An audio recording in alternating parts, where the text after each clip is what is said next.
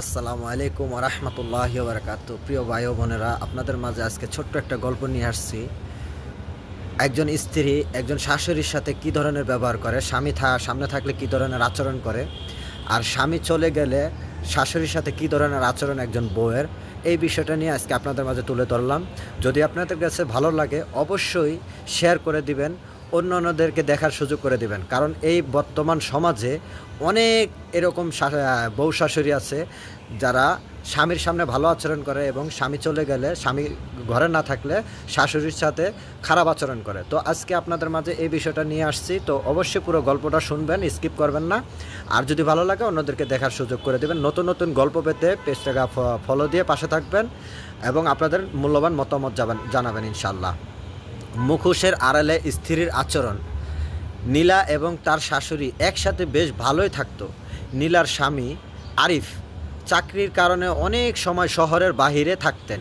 আরিফ যখন বাড়িতে থাকতেন, নীলা সবসময় হাসি মুখে তার শাশুড়ির খেয়াল রাখত, শাশুড়ির সাথে ভালো ব্যবহার এবং আদর করত।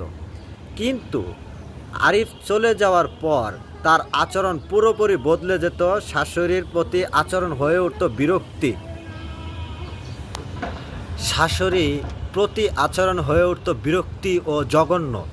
নীলা মনে করত, যতদিন আরিফ কাছে থাকে ততদিন তো কিছু বলার নেই, কিন্তু আরিফ চলে গেলে আর কোনো বাধা নেই আমার। তখন শাশুড়ি, ননদ সবাইকে নিজের মতো নিয়ন্ত্রণ করা যাবে। শাশুড়ি, যিনি মায়ের মতো নীলার কাছে সব সময় উপস্থিত থাকতেন, তা সত্ত্বেও নীলা অসৎ আচরণ করতেই থাকত। শাশুড়ি একদিন বুঝতে পারলেন নীলার আচরণ।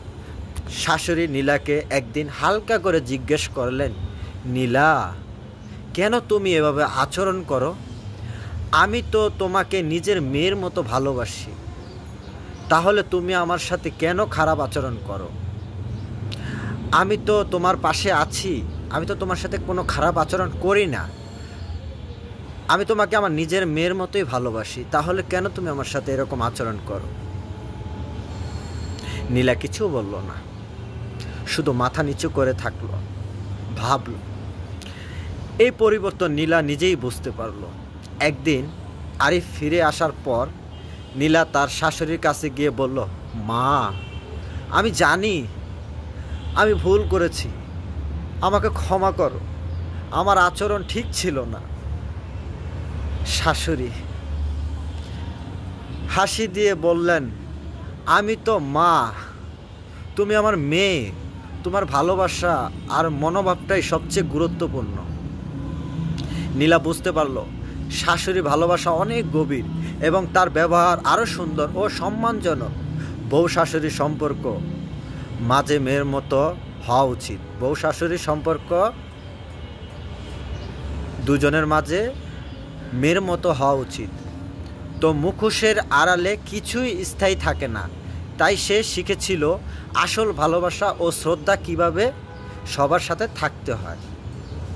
তো আপনাদের কাছে আমার অনুরোধ, আবারও ভিডিওটা ভালো লাগলে অবশ্যই শেয়ার করে দেবেন। নতুন নতুন গল্প পেতে কমেন্ট বক্সে জানাবেন, পাশে থাকবেন ফলো দিয়ে।